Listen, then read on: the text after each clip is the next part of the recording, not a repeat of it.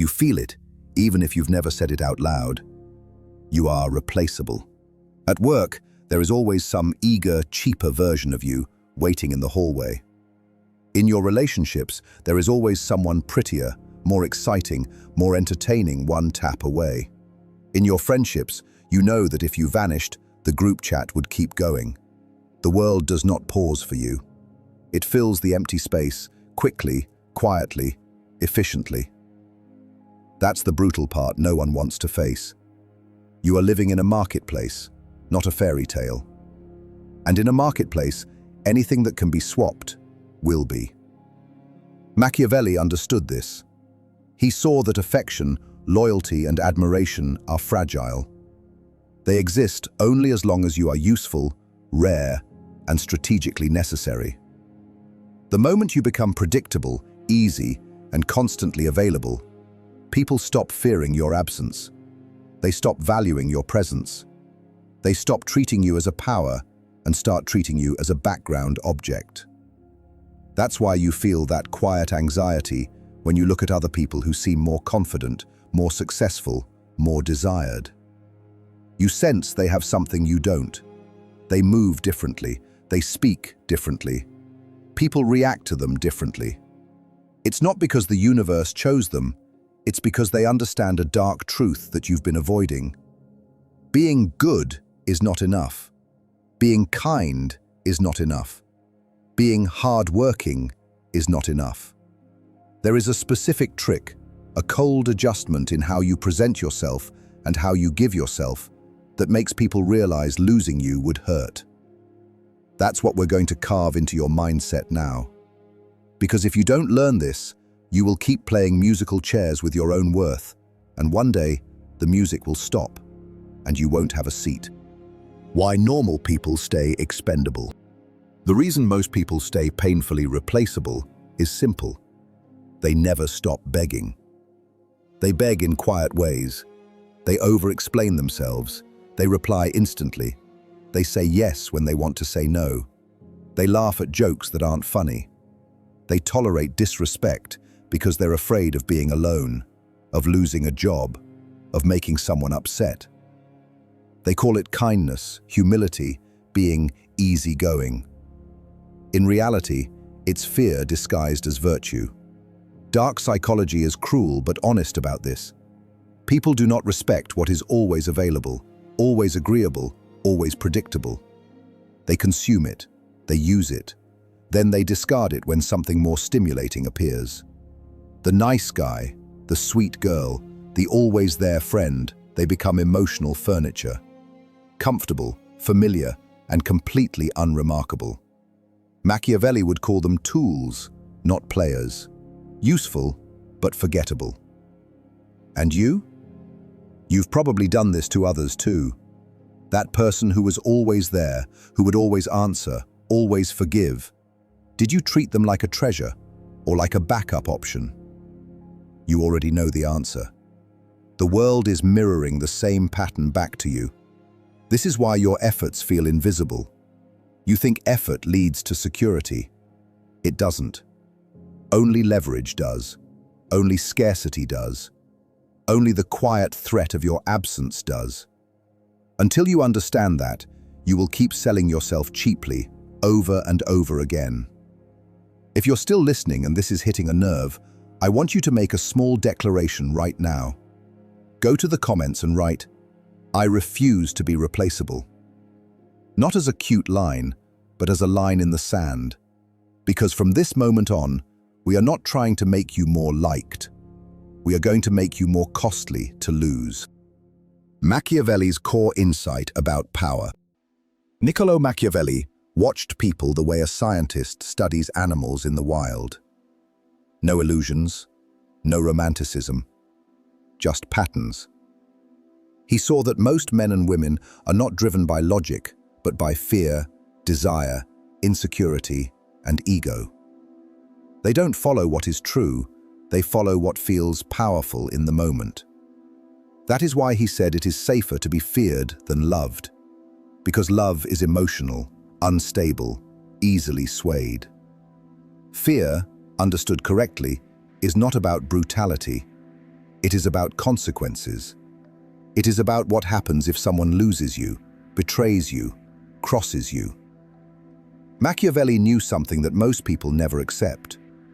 People will use you as long as there is no cost, and abandon you the second someone more convenient appears. Unless you design your presence so that your absence becomes a problem. That is the core of power. Not loudness, not charm, not even morality. Power sits in the space between how people see you and what they risk by losing you. This is why appearances matter more than intentions. You can be the hardest worker, the most loyal partner, the most dedicated friend. But if you appear soft, needy, always ready, always apologizing, people subconsciously tag you as replaceable. Machiavelli would tell you, stop arguing with human nature and start using it. If people are drawn to what seems rare, you must become rare. If people are cautious around what looks unshakable, you must become unshakable.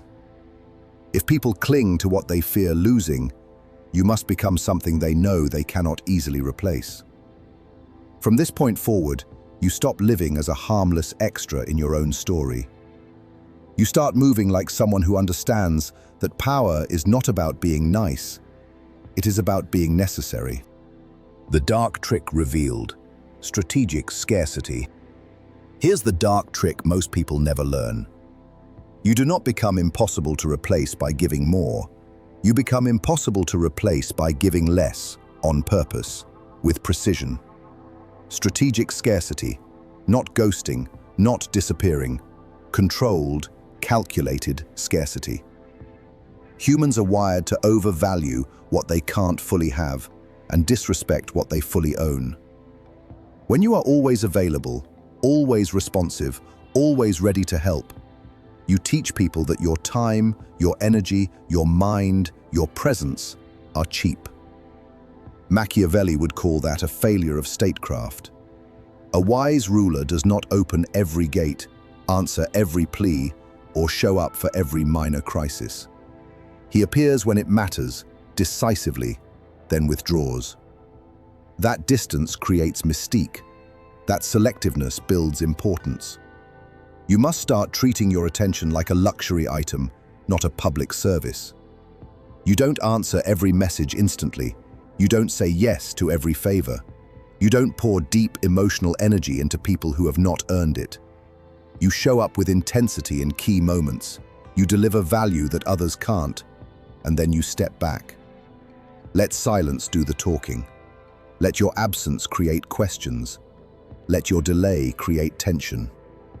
In dark psychology, this is power. Intermittent access, unpredictable reward, controlled availability. People get hooked on what they can't fully predict or possess. They start organizing around you instead of you orbiting them. If this is hitting you, I want you to mark a shift. Go to the comments and write, "My presence is a privilege," because that's what changes now. You are no longer the always-on tap everyone can drink from. You are the rare well in the desert. And when people understand that, losing you stops being an option and starts becoming a fear. How to weaponize your value, skills, results, leverage. Strategic scarcity means nothing if there's no real value behind it. You can't just disappear and expect people to chase a void. To become impossible to replace, you need to build very specific weapons, skills, results, and leverage that no one around you can casually copy. Not, "I work hard." Everyone says that. Not, "I'm loyal." That's the bare minimum. I'm talking about becoming the person who knows how to fix the unsolvable problem. The one who understands a system deeply. The one who can execute when everyone else freezes. At work, that might mean mastering a tool, a process, or a client relationship so well that removing you would cost time, money, and stability. In your personal life, that might mean being the one who brings clarity, order, and direction when everyone else is emotional and chaotic. People become addicted to whoever solves their pain. That's how you turn effort into leverage. You stop trying to be everything to everyone, and you become essential in a narrow, lethal way. Machiavelli would tell you to make yourself the architect, not just the labor. The one who understands the map, not just the one who carries the stones. When people need your insight, your calm, your competence, your ability to untangle messes, they don't see you as a body, they see you as an operating system. And operating systems don't get replaced lightly. This is why you must start tracking one thing. What do people constantly come to you for? If the answer is nothing, you have work to do. Learn something rare, refine it quietly, apply it ruthlessly, then tie it to outcomes they care about: money, peace, status, stability. When you become the bridge to those things, people don't just want you, they depend on you. And dependency is where replaceability starts to die. Cold emotional control, never needing their approval. All of this becomes dangerous only when you combine it with emotional control. Without that, your value turns into a performance, and people can feel the insecurity behind it. The truly irreplaceable ones move differently. They don't chase. They don't argue to be understood. They don't explode when they're disrespected. They don't beg to be chosen. They enforce reality in silence. This is where masculine stoicism becomes a weapon, not a slogan. You feel the hit, but you don't flinch in public. You adjust your position, your access, your distance, but you don't explain it with long speeches. Machiavelli would tell you, never show the full storm inside your mind. People must feel your reactions, not hear your emotional monologue. When someone crosses a line, you don't send a paragraph, you reduce access. When someone plays games, you don't complain, you slow replies, you give less, you make them feel the cold. Dark psychology is clear. The one who seems less emotionally dependent always holds more power. This doesn't mean you become a robot. It means your feelings are private, but your boundaries are public. You train yourself to pause before reacting. You breathe before replying. You let silence do the damage that words never could. The moment people realize they cannot easily provoke you, cannot guilt you, cannot control you with approval or rejection, something shifts. You become heavier in their mind, harder to move, harder to manipulate. And once you are harder to move, you are harder to remove. This is self-command. You feel deeply, but you respond slowly, with choice, not impulse. That's when people start realizing you are not just another emotional body in the room. You are a center of gravity. Social gravity, making people orbit around you. Power isn't just what you can do. It's what your presence does to a room, to a group, to a system. Most people move like satellites, constantly adjusting themselves to fit into other people's orbits. They chase attention, approval, invitations. They worry, do they like me? Am I included? That mindset alone makes you replaceable, because satellites can always be swapped. You are going to become something else entirely, a center of gravity, the one people move around. This starts with one brutal shift. You stop chasing.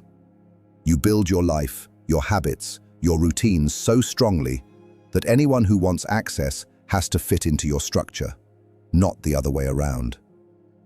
You show up to social settings calm, self-contained, not performing, not oversharing. You speak less, but when you do, your words carry weight because they're not desperate. You don't try to dominate the spotlight.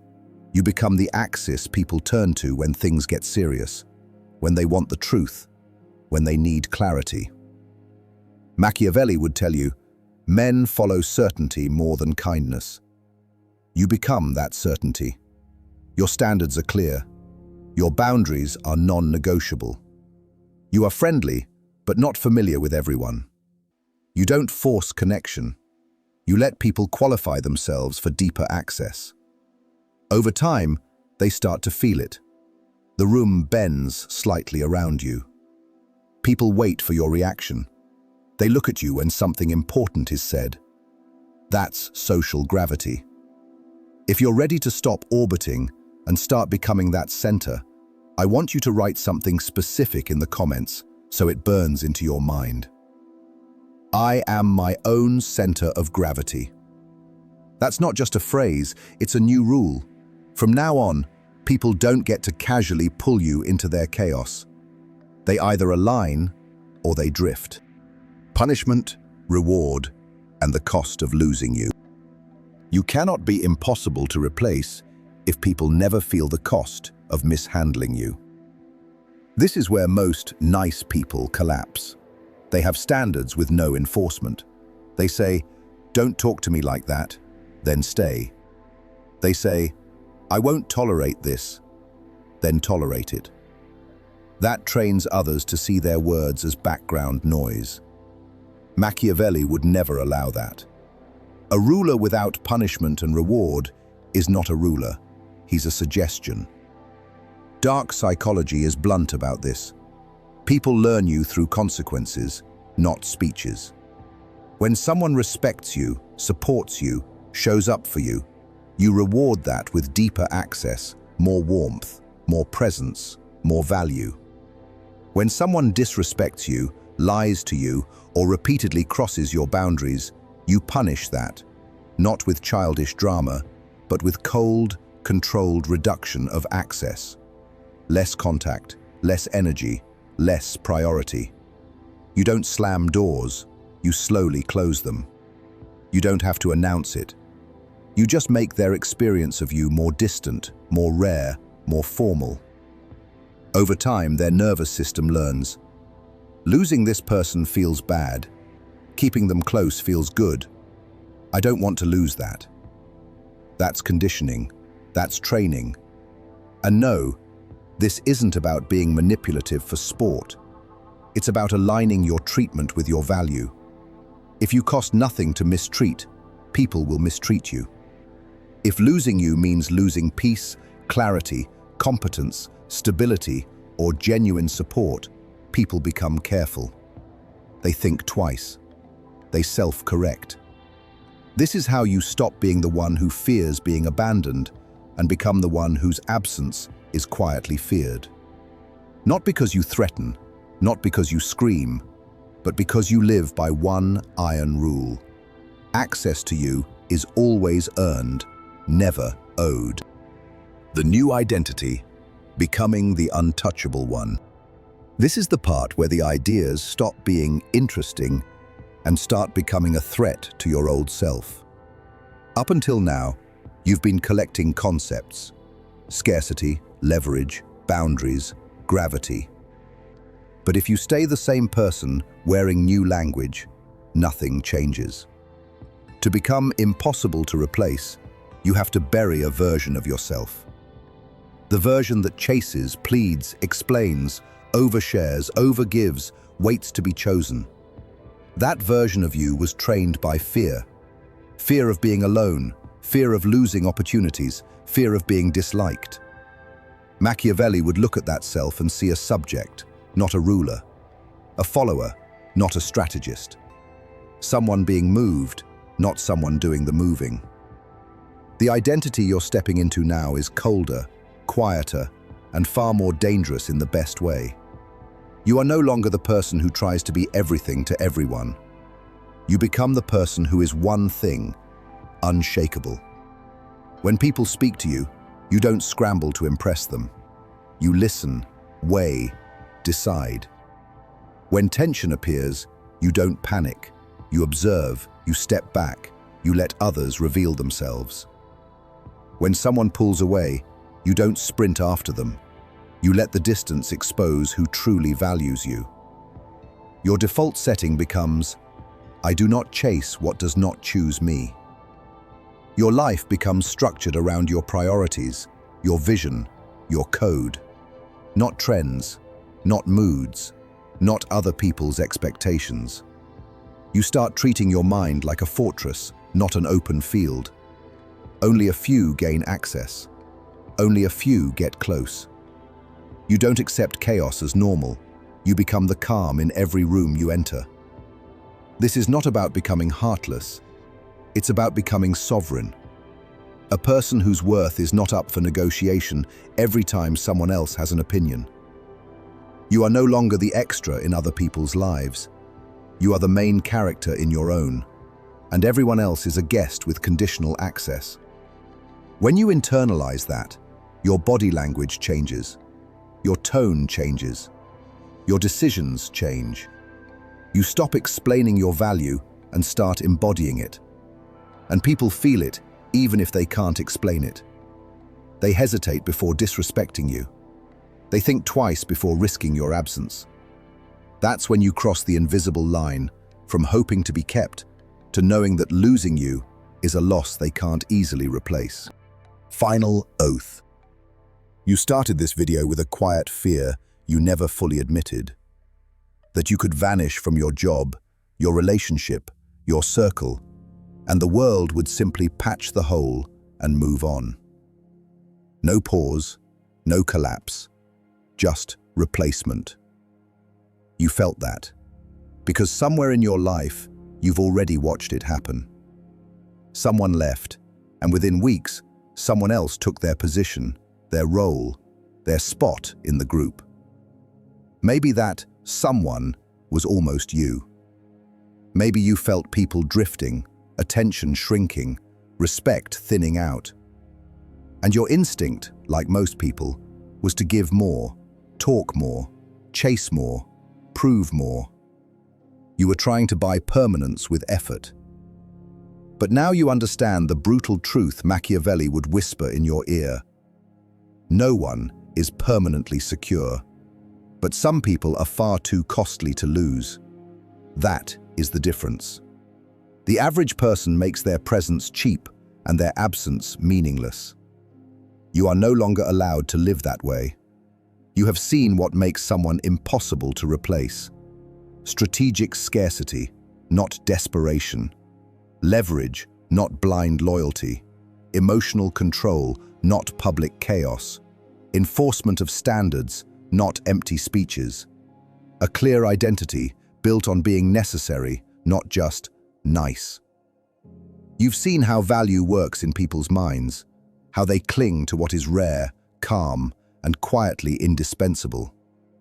How they bend around the person they fear losing, not the one who begs to stay. Now the question is simple. Do you go back to who you were before this video? Or do you step into the darker, colder, stronger version of yourself that has been waiting behind your fear? Because this is not a motivational clip you watch, nod, and forget. This is a line in your timeline. Before this, you played small, played soft, played available to everyone. After this, you calculate. You choose where your energy goes. You build one or two rare skills so well that removing you creates a measurable cost. You become the calm, unshaken force in the room when others are spiraling. You reward respect with access and punish disrespect with distance, consistently, silently, without theater. You stop chasing attention and start building gravity. When people test you now, you don't whine, you don't bargain, you simply adjust access. When opportunities show up that don't match your standards, you don't cling in fear. You let them go and trust your evolving value to attract better ones. All of this begins with one internal decision. From today on, you are no longer willing to be cheap. Your time is not cheap. Your presence is not cheap. Your peace is not cheap. Your support is not cheap. And anyone who treats it that way loses it. Slowly, quietly, permanently. That is how a ruler thinks. That is how a strategist moves. That is how you become the person people think about before they speak, before they act, before they decide to risk losing you. You are not going to announce this transformation to anyone. You don't need to. They will feel it over time in your silence, in your standards, in the spaces where you used to overgive and now you simply don't. They will feel it in the way you walk away from what once held you hostage. They will feel it in the way you no longer flinch at the idea of being alone, because you would rather be alone in power than surrounded in weakness. This is where we seal it. If you've made it to this point, I want you to carve a final phrase into your mind and into the comments, not as a slogan, but as an oath. Go down there and write, "I am impossible to replace." Say it with your hands, say it with your decisions, say it with your new standards. Let it be the line you do not cross back over. And if you want more of this, more weapons, more strategy, more cold clarity in a world that keeps trying to make you soft and replaceable, do not drift away. Like this video so it stays in your feed. Subscribe so you don't miss what comes next. Turn on notifications so every time you start to slip back into weakness, something from this channel drags you forward again. Stay close to this. Stay close to the mindset that makes you costly to lose. Because the world will always be ready to replace the old version of you. Your job now is to become the version they cannot afford to lose.